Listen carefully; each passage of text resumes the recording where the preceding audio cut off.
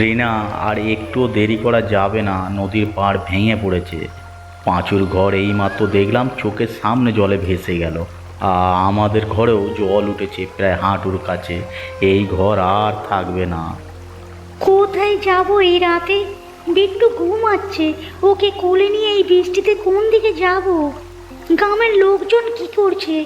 পাশের বাড়ি শিবুদা কি করলো? ওর বউ তো অসুস্থ ছিল। শিবুদা বউকে বের করে নিয়ে গেছে সন্ধ্যার আগে। কেউ থাকছে না, সবাই মজুমদারদের দোতলা বাড়িতে গেছে।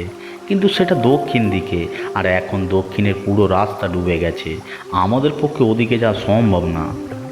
তাহলে কি করবে? আমাদের যদি যেতেই হয় তাহলে উত্তর দিকে যেতে হবে, মানে জঙ্গলের দিকে। অন্তত সেদিকে উঁচু জায়গা আছে কিছু। জল এত তাড়াতাড়ি সেদিকে পৌঁছাবে না। জঙ্গলে? এই রাতের অন্ধকারে জঙ্গলে যাবে? তুমি কি পাগল হয়ে গেছো? ওই জঙ্গলে তুমি নিজেও দিনের বেলা গভীরে যাও না। সেখানে লোকে বলে ডাকাতের ডেরা আছে, আর তুমি বলছো সেখানে যাবে? আমি সব ভেবেই বলছি, ডাকাতের ভয়ে বসে থাকবো না বন্যায় প্রাণ বাঁচাবো? এখন দুটোর মধ্যে একটা বেছে নিতেই হবে। অন্তত ডাকাতরা তো মানুষ, হাত জোর করলে কিছু একটা হতেও পারে। আমি কুড়ালটা নিচ্ছি, একটা দা আছে সেটাও নেব। চলো চলো, আর একটা মুহূর্ত নষ্ট করা চলবে না।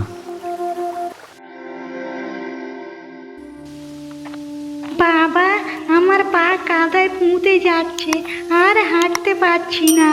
কোথায় যাচ্ছি আমরা? আর আমাদের ঘর কই? ঘর জলের নিচে তলিয়ে গেছে বাবু। এখন নতুন জায়গা খুঁজতে হবে আমাদের থাকার জন্য। বাবা, এই জঙ্গলে বাঘ আছে। মা বলে জঙ্গলে ভূত থাকে আর ডাকাত থাকে। আমার ভয় করছে বাবা।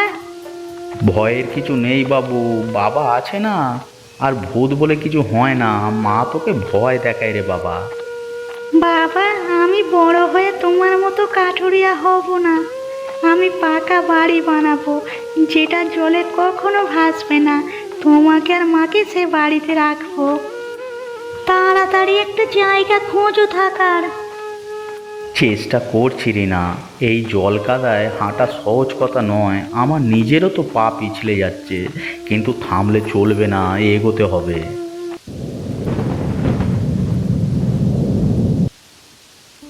আমি চিনতে পারছি না এই জায়গাটা। তুমি তো রোজ জঙ্গলে আসো কাঠ কাটতে, এই দিকটা কি তোমার চেনা? সত্যি কথা বলতে পারছি না চিনতে।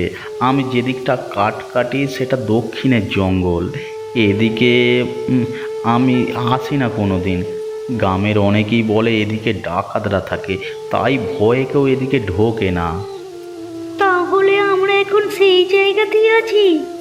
হায় উপরওয়ালা, এদিকে বন্যা, অন্যদিকে ডাকাত। আমাদের কপালে কি লেখা আছে কে জানে। ছেলেটাকে নিয়ে কি করব বলো তো এই অবস্থায়? একটু আগেও ভয়ে কাঁদছিল, ক্লান্তিতে ঘুমিয়ে পড়েছে এখন। আবার জ্বর আসছে না তো? না না, জ্বর নেই, ক্লান্ত হয়ে ঘুমিয়ে পড়েছে। ভয়ের কিছু নেই এখনো। শোনো রিনা, ভয় পেলে চলবে না। আমি তোমাকে আর ছেলেকে নিয়ে বেরিয়ে এসেছি। তোমাদের রক্ষা করার দায়িত্ব আমার। আর ডাকাত যদি মারতেই চায় তো মরবো, কিন্তু জলে ডুবে মরার চেয়ে তো লড়াই করে মরা ভালো। আমি সারা জীবন গ্রামের বাইরে যাইনি। বাপের বাড়ি থেকে আমাদের বাড়ি, এইটুকুই তো পৃথিবী আমার। আর আজ রাতের আঁধারে এই ভয়ঙ্কর জঙ্গলে দাঁড়িয়ে আছি, মনে হচ্ছে স্বপ্ন দেখছি। চলো এগোই, এই গাছের নিচে বসে থাকাটাও নিরাপদ নয়। চলো, ওই দিকে মনে হচ্ছে পাথুরে জমি। ওই দিকে গেলে মনে হয় কিছু একটা পাওয়া যেতে পারে।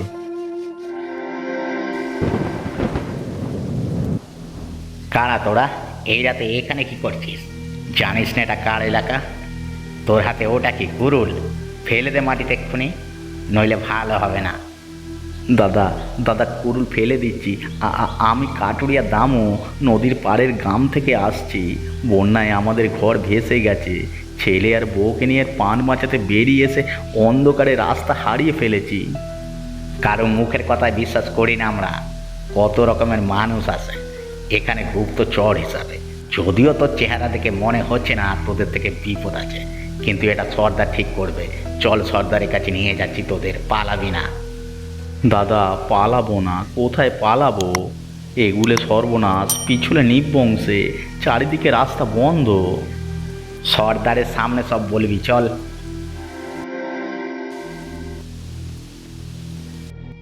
সর্দার, একটা পরিবার পাওয়া গেছে, জঙ্গলে কাঠুরিয়া বলে পরিচয় দিচ্ছে নিজেদের। বন্যায় ঘর ভেসে গেছে বলছে, রাস্তা হারিয়ে এদিকে চলে এসেছে। এখন বলুন এদের কি করব? আপনি যেটা বলবেন সেটাই করা হবে। মেরে তাড়াবো নাকি আটক করব? কাছে আয় রে কাঠুরিয়া, দেখি তোর চেহারা। আমি ভৈরব সর্দার, এই জঙ্গলের রাজা বলে লোকে, কিন্তু দেখছিস তো এখন রাজার শরীরের হাল। এখন আর কোথাও যেতে পারি না, কিছু করতেও পারি না, শুয়ে শুয়ে গুহার ছাদ দেখি সারাদিন। সর্দার, সর্দার আমাকে আর আমার পরিবারকে যেন মেরো না। গরিব কাঠুরিয়া আমি, আমাকে মেরে কোনো লাভ নেই আপনাদের। আমার কাছে কিছু নেই, যা ছিল সব জলে নিয়ে গেছে। চাইলে চাইলে আপনাদের জন্য কাঠ কাটবো, জল আনবো, যা বলবেন তাই করব, শুধু পানটা রক্ষা করুন আমাদের। আমি ডাকাত, খুনি না, যে মানুষ বউ ছেলে নিয়ে বন্যায় পান হাতে করে ছুটে বেড়াচ্ছে আশ্রয়ের জন্য, তাকে মারার মতো নীচ আমি এখনো হইনি।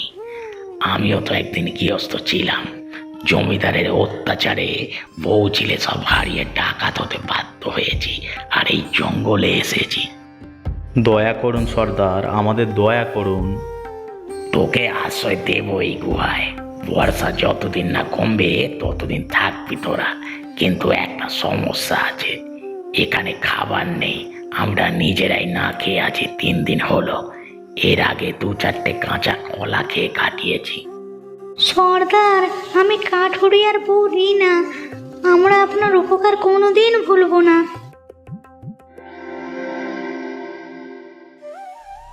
দেখছো সর্দারের হাল, মনে হচ্ছে বহুদিনের অসুখর।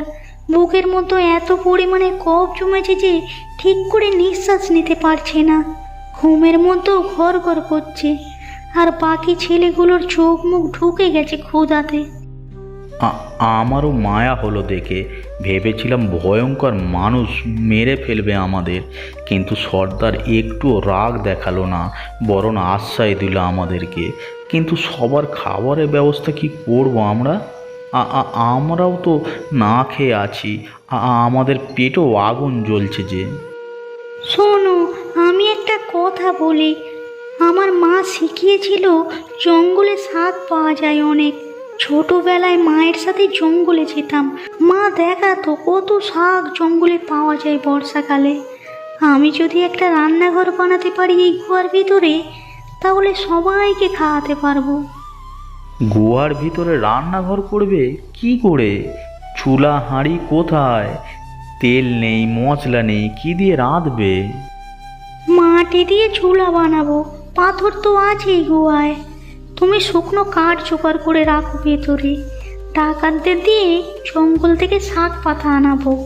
আমি ব্যবস্থা করছি, একটু ভরসা রাখো আমার উপর। কি কি পেলে বলো তো, আমি দেখি কোনটা কি। বাহ, চমৎকার! এইসব মিলিয়ে একটা চচ্চড়ি করা যাবে, কিন্তু নুন, নুন কোথায় পাবো? নুন না হলে তো খাবারে স্বাদ হবে না। নুন আছে আমাদের কাছে একটু, সর্দার সবসময় কিছু নুন কিছু মশলা রাখতেন গুহায়, ওসব পেয়ে যাবে তুমি। আমাদের রান্নার জন্য যা আছে তা সব তুমি পাবে। তাহলে তো হয়েই গেল। কিন্তু বৌদি, সত্যি বলছি তোমাকে, আমি 14 বছর ডাকাতি করছি, কিন্তু কেউ কোনোদিনও আমাদের জন্য রান্না করবে এটা ভাবিনি। আমরা তো চোর ডাকাত, আমাদের দেখলে মানুষ পালায়, আর তুমি আমাদের জন্য রান্না করছো, এটা আমি বুঝতে পারছি না। ক্ষুধার কোনো জাত ধর্ম নেই গো রঘু ভাই, ক্ষুধার্ত মানুষকে খাওয়ানো পুণ্যের কাজ, সে মানুষ যেই হোক না কেন। তুমি ডাকাত হও বা রাজা হও, বিপদে সবাই সমান। আর তোমরা তো আমাদের আশ্রয় দিয়েছো এই বিপদের সময়, সেটা কি কম কথা? তোমরা না থাকলে আজ হয়তো জলে ভেসে চলে যেতাম 3 জনে কোথায়। বৌদি, তোমার মতো অনেক দিন কেউ এরকম ভালো করে কথা বলেনি আমাদের সাথে। মা মারা গেছে আমার ছোটোবেলায় 5 বছর বয়সে। মায়ের মুখটাও ঠিক করে মনে নেই। তারপর থেকে এই রাস্তায় ঘুরছি, চুরি করেছি, মার খেয়েছি, শেষে ডাকাত হয়েছি, কিন্তু আজ যেন মায়ের কথা মনে পড়ছে। রঘু ভাই, তোমার মা আছে এখনো, দেখবে সব ঠিক হয়ে যাবে।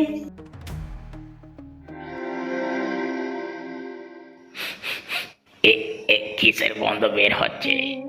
কে রান্না করছে? রঘু, এই রঘু, কি হচ্ছে গোয়ায়? আমাকে উঠতে সাহায্য কর, আমি দেখতে চাই। ধর আমার হাতটা ধর। কতকাল চলে গেল এরকম রান্নার গন্ধ পাইনি।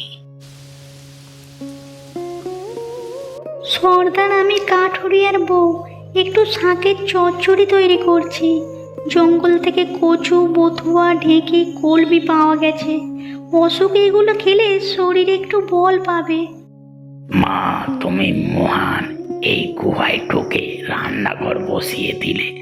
আমার ছেলেরা 3 দিন না খেয়ে পড়ে আছে, তুমি তাদেরও খাওয়াও মা। আমি বুড়ো মানুষ, অসুস্থ আমি, আর কদিন বাঁচবো জানি না। আমার চেয়ে ওদের বেশি দরকার খাওয়ার। সবাই পারবে সর্দার, চিন্তা করবেন না, সবার জন্য যথেষ্ট হবে। আগে আপনি খান, আপনার শরীরে জোর দরকার। এই পুষ্টিকর খাবার খেলে আপনি সুস্থ হবেন। আমার রান্না হয়ে গেছে, আপনি বসে পড়ুন। তোমার হাতের খাবার অবশ্যই খাবো মা। রঘু কাকা, তুমি সত্যি ডাকাত? তুমি তো দেখতে ডাকাতের মতো না, তুমি দেখতে আমার বড় কাকার মতো। আমার বড় কাকা গেছে শহরে কাজ করতে, অনেকদিন আসেনি, চিঠিও দেয় না। বাবা কাঁদে মাঝে মাঝে কাকার কথা ভেবে। তুমি আমার কাকা হবে, বলো না? ডাকাতের মতো দেখতে সেটা আবার কেমন হয় রে? ডাকাতের কি সিং থাকে, লেজ থাকে? ডাকাতও তো মানুষ রে বাবু। আমি জানি ডাকাতি ভালো কাজ না। আমি হব তোর কাকা। আমার মা সবার সেরা রাঁধুনি, জানো কাকা?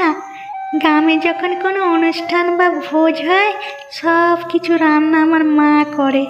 সবাই বলে আমার মায়ের হাতে জাদু আছে। তোর মা সত্যি খুব ভালো রান্না করে। সর্দার নিজে খেয়ে প্রশংসা করেছে। আমাদেরও সবার খুব ভালো লেগেছে।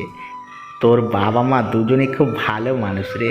এরকম মানুষ এখনো আছে, এটা আজ জানলাম। কাকা, তুমি কাঁদছো কেন? ডাকাত কি কাঁদে? কাঁদে রে বাবু, ডাকাতও কাঁদে।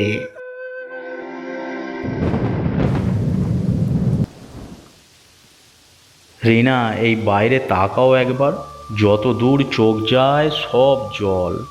মাঠ ঘাট গ্রাম সব ডুবে গেছে। মনে হচ্ছে সমুদ্র নেমে এসেছে ডাঙায়।